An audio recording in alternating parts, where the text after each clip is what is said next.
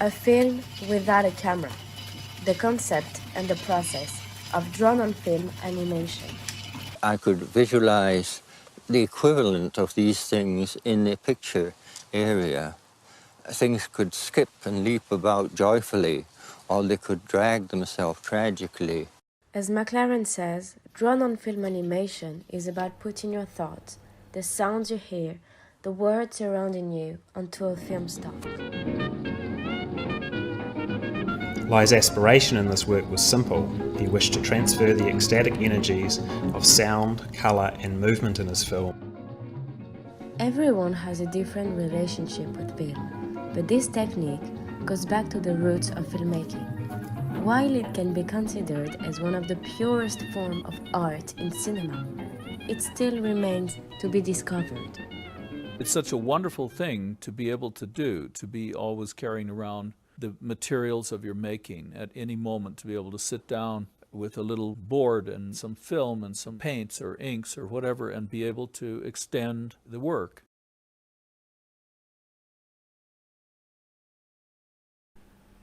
Drawn-on-film animation is a cinema genre where the films are made without a camera. To make it, all you need is a film stock and your imagination and creativity.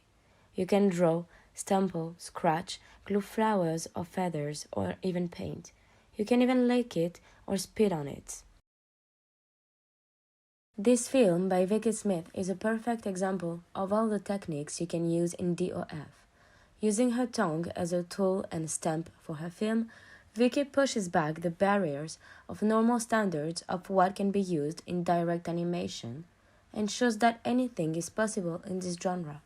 Sound and image can be done at the same time, which brings authenticity to the film.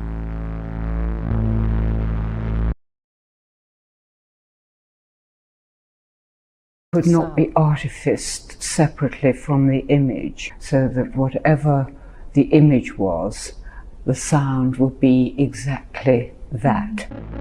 The image and soundtrack were made by using simple lines, horizontal, vertical, curve, from dry transfer sheets applied directly onto 16mm film.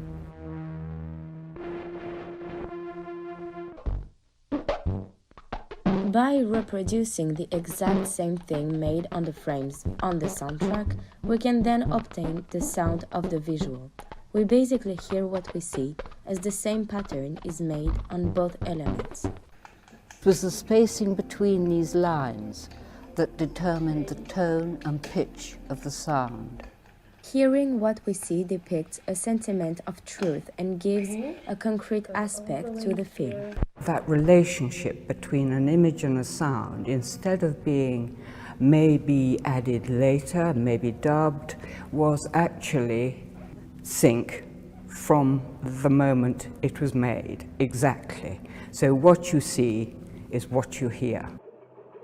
Unlike Liz Rhodes, some filmmakers prefer to find their soundtrack first and then create the visual according to the sound.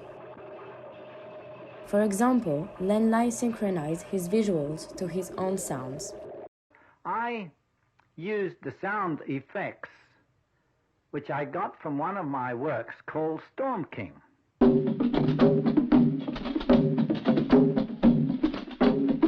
And then in Free Radicals, he scratched on black film and made these marvelous electrical signs that wriggle like lightning. Shell White's Metal Dogs of India, made in 1985, was created visually from the audio.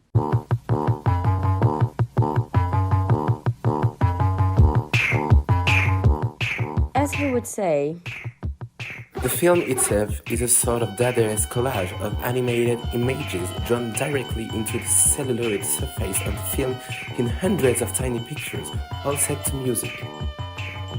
Well, the music comes first, because the music existed first. In this case, because I didn't have a lot of tools, what I have to do is take the music and reduce it to what they used to call a dope sheet, which means I had to measure every frame of music so I can go into the car and synchronize it. I always have the feeling that the 20s and the 30s and the Dada movement? It was a great deal of fun. No, not at the time. But no, it was very tense, and there was no humor in it. But what we did was to upset things, but subconsciously to clear the way, as I said before, for something new which we didn't know yet what it might be. Previous abstract filmmakers had wanted geometrical shapes, they'd wanted precise control, the previous modernist filmmakers, like the Germans. They hated things they did not comprehend or what would not explicitly make sense. Abstract filmmakers such as Man Ray, Len Lai or Norman McLaren were not always applauded. Norman McLaren, vous n'aimez pas les entrevues? Non, j'ai fait mes films pour éviter les entrevues. Les films sont une espèce d'entrevue avec moi. C'est moi mes films.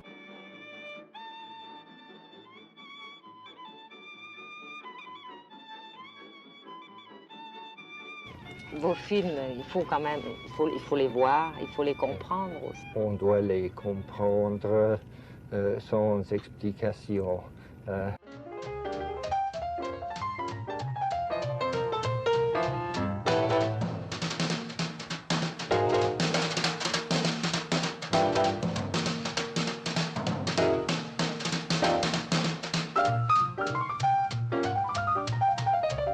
Each idiom plays the keyboard of your mind in a different way. I mean, All Souls is that kind of film. It's a completely new experience.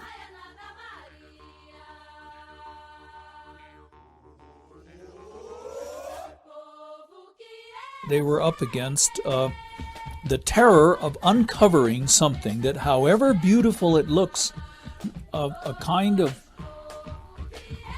a vision that's created by the mind streaming. It's non-nameable. The whole independent film movement, or the entire idea of film as an art, is just a passing madness.